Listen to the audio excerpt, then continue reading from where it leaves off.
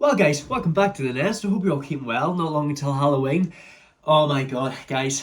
Today we are doing the final movie in 1977, and it is actually the biggest one. Now, I know at the start of every time I start a year on the YouTube channel, I always say what events took place in that year, but I didn't really need to because this movie was an event in itself, if you know what I mean. And that's because the biggest movie that we are doing right now from 1977 is a long time ago in a galaxy far, far away.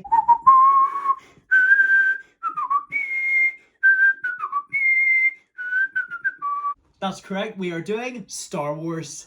Yes. Oh my god, guys, I have been looking forward to this movie so much. It's the one, like, this was the top one for 1977, Star Wars.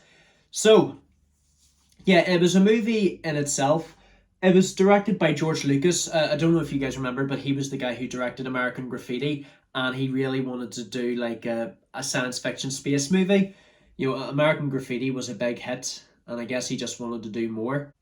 I actually found out that this movie was such a massive hit with audiences. Like, this movie was expected to be a big failure, so it was. Like, that they released it in one cinema, but it was so popular that day that they decided to release it all over the world. And no wonder, people loved it. It was a brilliant movie, I thought. So yeah, it starts off a long time ago in a galaxy far, far away with an opening monologue. So, the Rebel Alliance is at war with the villainous Galactic Empire, and they have stolen plans to this space station that they have named the Death Star. And I'm not going to say how powerful it is yet. I'll just hold on for a wee while. But they want the plans that they've kidnapped or something they can work out how to destroy the Death Star. The Galactic Empire intercepts a ship belonging to the Rebel Alliance, and they are led by Princess Leia of Alderaan, who's played by Carrie Fisher. I heard she's going to be a big name for movies. Like, this was her like breakthrough role. She is the leader of the Rebel Alliance. She's the princess of the peaceful planet Alderaan, and she gives the plans to two droids named C-3PO and R2-D2, as shown whenever she just, it's like a disc. She just basically puts a disc in the R2. I don't know why C-3PO, he just wants to blame R2 for everything. R2-D2, where are you? This was all your fault. Leia is captured by the Empire's commander, Darth Vader. I actually found out the guy who played Darth Vader was the bodybuilder from A Clockwork Orange, you know, who took care of the writer after he was crippled by Alex and his gang. David Prowse, his name was. But I found out that he didn't actually do the voice because they didn't like the accent that David Prowse had. So I don't know who did the voice for Darth Vader in this movie. I guess it'll probably be revealed soon. But I guess that can work. You know, he had the build for it. You know, he had the physical stance for Darth Vader.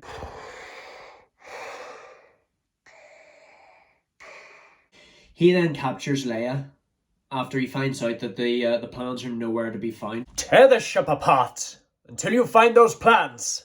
You are a member of the Rebel Alliance and a spy. Take her away. They're unaware that the droids have actually escaped in a pod onto the desert planet Tatooine. They're kidnapped by a group of aliens called Jawas who want to sell them, and they actually end up selling them to these this moisture farmer named Luke Skywalker, who's played by a man named Mark Hamill. Now, Luke Skywalker is the hero of this movie, and he doesn't know that his life is about to change forever.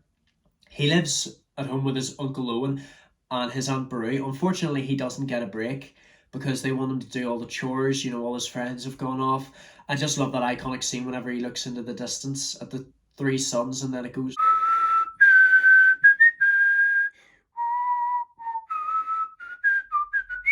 While he's cleaning R2, he gets a message from Leia, and it's asking her for help from a man named Obi-Wan Kenobi. And the next morning, R2 leaves Luke's house to go looking for him. While they're looking for him, they run into some people, and unfortunately they get attacked, but they are rescued by this old man who claims he knows Obi-Wan Kenobi, but he doesn't reveal the big secret right away. I know him very well.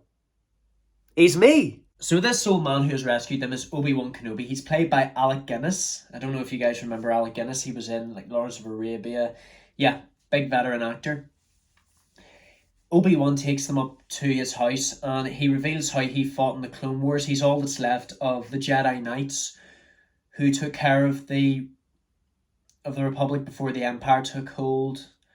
All of them are basically extinct. Obi-Wan's like pretty much the last of his kind at the minute.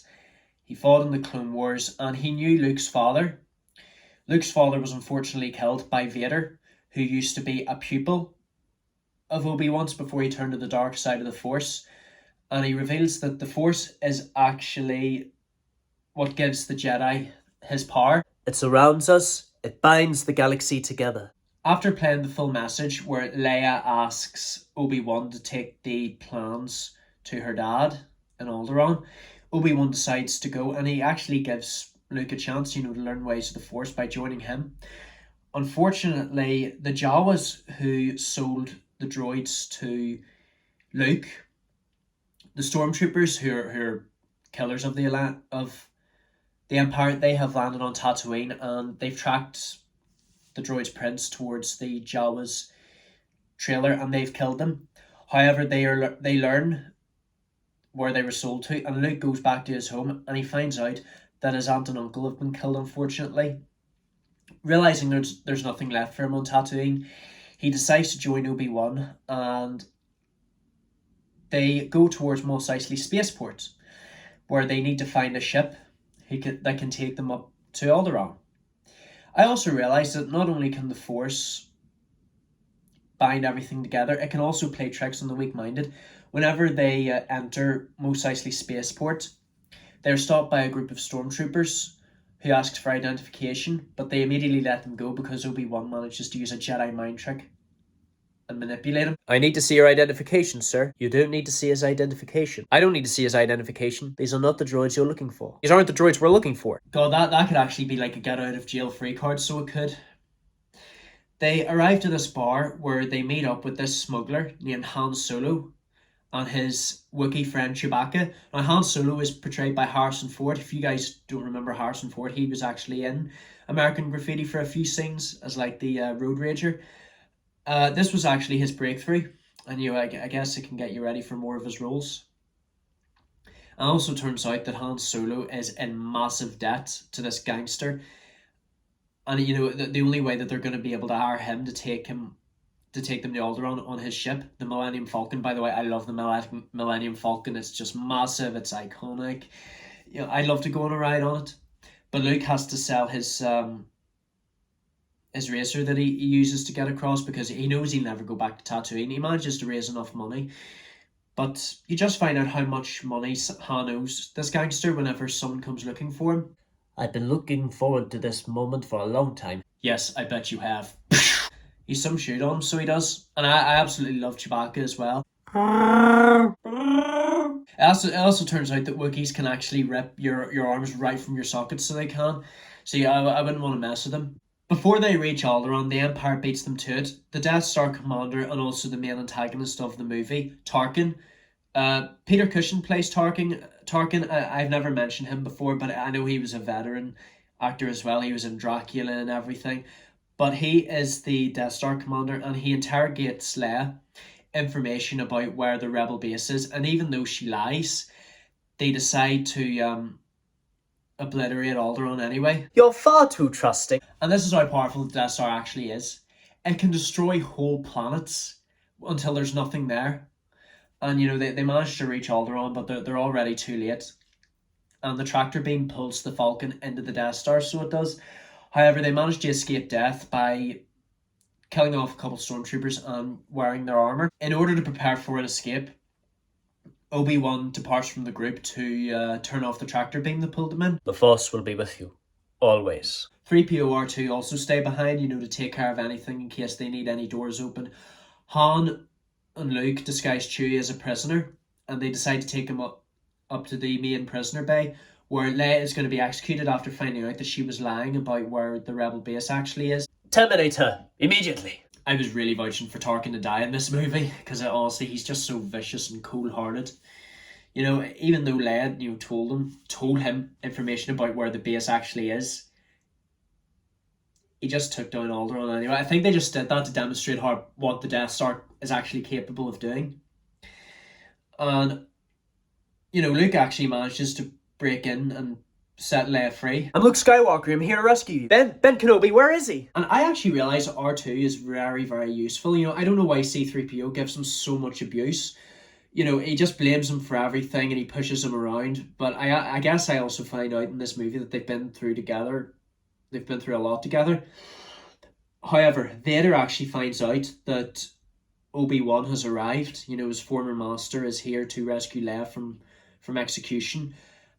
And on his way back to the Falcon after disabling the tractor beam, Obi-Wan confronts Vader and they have a lightsaber duel. Now, the lightsaber is actually the signature weapon of a Jedi, and Obi-Wan actually gave Luke his father's old lightsaber.